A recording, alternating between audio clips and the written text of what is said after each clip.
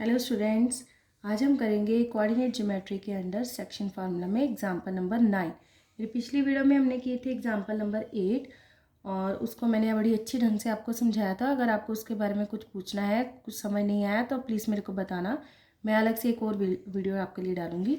तो आज हम करेंगे एग्जाम्पल नंबर 9 सेक्शन फार्मूला में।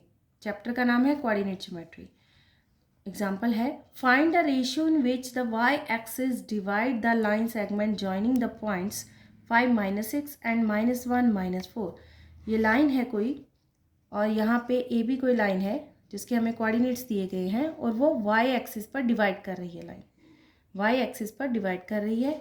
Also find the point of intersection, उसका इंटरसेक्शन का पॉइंट हमें फाइंड आउट करना है। तो उसके लिए हम क्या करेंगे, सबसे पहले तो हमें रेशियो फाइंड आउट करनी पड़ेगी।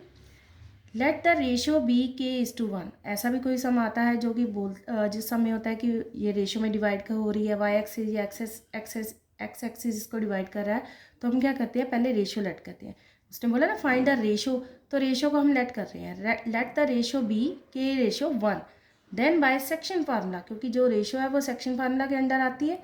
Then by section formula the coordinates of the points which divide A B in the ratio k:1।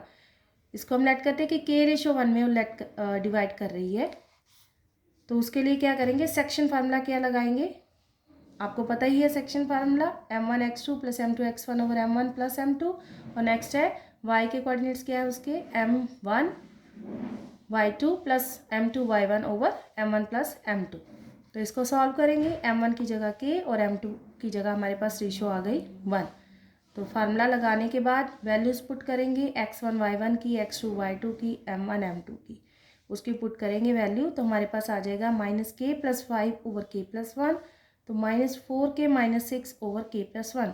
अब इसके बाद तो कोई सोल्यूशन ऐसे तो निकलेगा नहीं, पर हमें एक पॉइंट उन्होंने दिया है कि पॉइंट ये कहाँ पे डिवाइड हो रही है, वाई एक्सिस पर डिवाइड हो रही है रेशियो। तो this point lies on the Y axis, ये जो पॉइंट है उसने बोला कि वाई एक्सिस पर लाई कर रहा है। तो वाई एक्सिस पर अगर ये देखिए हमारे पास ये दो एक्सिस हैं, ये एक्स एक्सिस हो गया और ये वाई एक्सिस हो गया। अगर कोई भी पॉइंट वाई एक्सिस पर लाई कर रहा है तो इसका मतलब है कि अगर यहाँ पे लाई कर रहा है वाई की लाइन पर, तो वाई की कोई ना कोई तो वैल्यू है और एक्स की यहाँ पे कोई भी वैल्यू नहीं है। कोई जो हमारी लाइन ए बी है वो वाई पर है। अगर वो एक्स एक्सिस पर बोलेंगे तो एक्स एक्सिस पर एक्स की कोई वैल्यू होगी और वाई की वैल्यू कुछ नहीं होगी, वाई की वैल्यू क्या होगी, 0 होगी।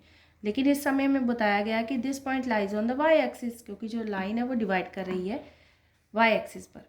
This point lies on Y axis, it means on the Y axis the abscissa is 0। ये होता है एब्सिस्सा और ये होता है ऑर्डिनेट। अगर वाई एक्सिस पर लाई कर रही है तो एब्सिस्सा 0 होगा और अगर एक्स एक्सिस पर लाई कर रही है तो ऑर्डिनेट 0 होगा। ये समझने वाली बात है और इससे आपका सम सॉल्व हो जाएगा। तो सिंपली हम क्या करेंगे, द एब्सिस्सा इज 0 हो गया अगर वाई एक्सिस पर लाई कर रही है। तो पॉइंट क्या होगा आपके पास, एक्स की वैल्यू क्या होगी 0, क्योंकि एक्स पर हमने नहीं जाना, एक्स पर वाई पर ही रहना है। तो एक्स की वैल्यू 0 हो गई और वाई की कोई ना कोई वैल्यू होगी, तो वाई की वैल्यू हम वाई ही लेट करेंगे। तो सिंपली जो 0 वैल्यू है, हम फर्स्ट वाली एक्स की जो हमारे पास ये कोऑर्डिनेट है, एक्स की जो वैल्यू है उसको हम 0 के इक्वल कर देंगे। तो हमारे पास अपने आप के की वैल्यू आएगी। -k, ये वाली वैल्यू को हम 0 से इक्वल करेंगे, एक्स को एक्स के सामने रख देंगे। -k + 5 / k + 1 = 0। और इसको सॉल्व करना तो आपको आता ही होगा कि इसको हम सिंपली दूसरी साइड पे लेके जाएंगे तो 0 के साथ मल्टीप्लाई होगी। जो न्यूमिनेटर व डिनोमिनेटर होता है, तो जो डिनोमिनेटर है दूसरी साइड पे जाएगा तो वो अल्टीमेटली 0 से मल्टीप्लाई होकर 0 बन जाएगा। आपके पास बचेगा -k और जो +5 है दूसरी साइड पे आके -5 हो जाएगा। तो माइनस माइनस कट हो गया, माइनस माइनस कट होने के बाद आपके पास k की वैल्यू आ गई, k = 5।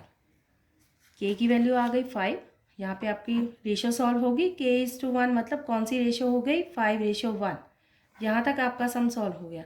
और नेक्स्ट है also find a point of intersection, जहाँ पे जो वो इंटरसेक्ट हो रहा है पॉइंट ए बी लाइन जहाँ पे इंटरसेक्ट कर रही है वाई एक्सिस पर, वाई एक्सिस को, उस पॉइंट ऑफ इंटरसेक्शन को, पॉइंट को फाइंड आउट करना है।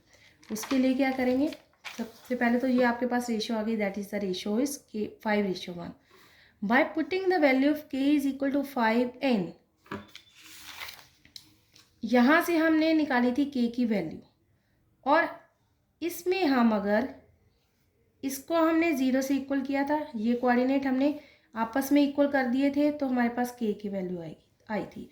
और यहाँ पे हम y वाले आपस में इक्वल कर देंगे तो हमारे पास अपने आप y की वैल्यू आएगी। तो इसके लिए करेंगे -4k -6 over k + 1 is equal to y। By putting the value of k is equal to 5, वो इसमें y वाली कोऑर्डिनेट में हम जो वैल्यू पुट करेंगे k की, वो will get the point of intersection. और पॉइंट ऑफ इंटरसेक्शन क्या होगा, जो हमारे पास y की वैल्यू आएगी। तो इसमें हमने पुट कर दी वैल्यू, k की वैल्यू क्या है 5, इसको y की इक्वल कर देंगे लास्ट में। k की वैल्यू 5 पुट करेंगे, 4 × 5 हो गया -20, क्योंकि -4 था, -6 और नीचे आ गया 5 + 1, ये आ गया आपके पास 6। दोनों माइनस के हैं 20 और 6, और दोनों क्या हो जाएंगे प्लस, और साइन क्या आएगा साथ में माइनस का, ये आ गया -26/6। और ये कैंसिल करने के बाद 3 के टेबल से कैंसिल हो जाएंगे, आपके पास आंसर आएगा -13/3।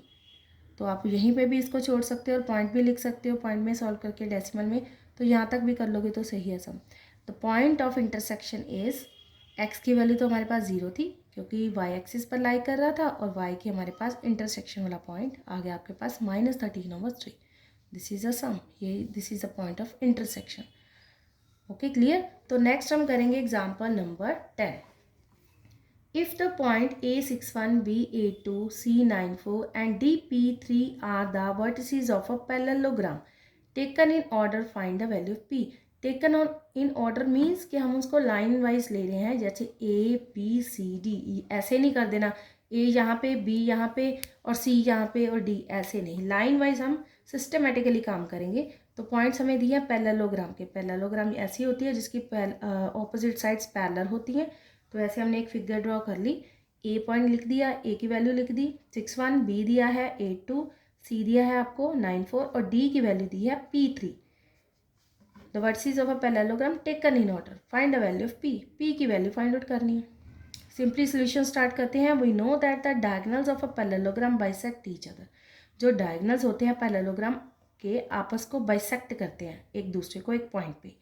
सो the coordinates of the mid point of AC is equal to coordinate of the mid point of BD। अगर पैरेललोग्राम के डायगोनल बाइसेक्ट कर रहे हैं एक दूसरे को, तो इसका मतलब है ये वाला पॉइंट यहाँ पे बाइसेक्ट कर रहे हैं, तो coordinates of mid point of AC के जो मिड पॉइंट के कोऑर्डिनेट्स हैं वही कोऑर्डिनेट BD के मिड पॉइंट के इक्वल होंगे। सिंपली यहाँ पे मिड पॉइंट की बात चल रही है तो मिड पॉइंट फार्मूला लगेगा। कैसे लगेगा, AC की वैल्यू निकालनी है सबसे पहले आपने। AC मिड पॉइंट क्या होता है फार्मूला, हमारे पास मिड पॉइंट फार्मूला होता है x1 + x2/2 y1 / y2, y1 + y2/2, ये होता है हमारे पास मिड पॉइंट फार्मूला। तो x1 की जगह x1, x2 की जगह x2, ये आपने वैल्यूज पुट करनी है और 2 से डिवाइड कर देना है। अगर हम AC की बात करेंगे तो यहाँ पे मिड पॉइंट फार्मूला लगेगा, तो 6 + 9/2, 1 + 4/2। एक्स वाले एक्स में प्लस करो, वाई वाले वाई में, सेम इक्वल टू BD के कोऑर्डिनेट्स, B की वैल्यू, कोऑर्डिनेट्स की वैल्यू 8 + P/2, 2 + 3/2।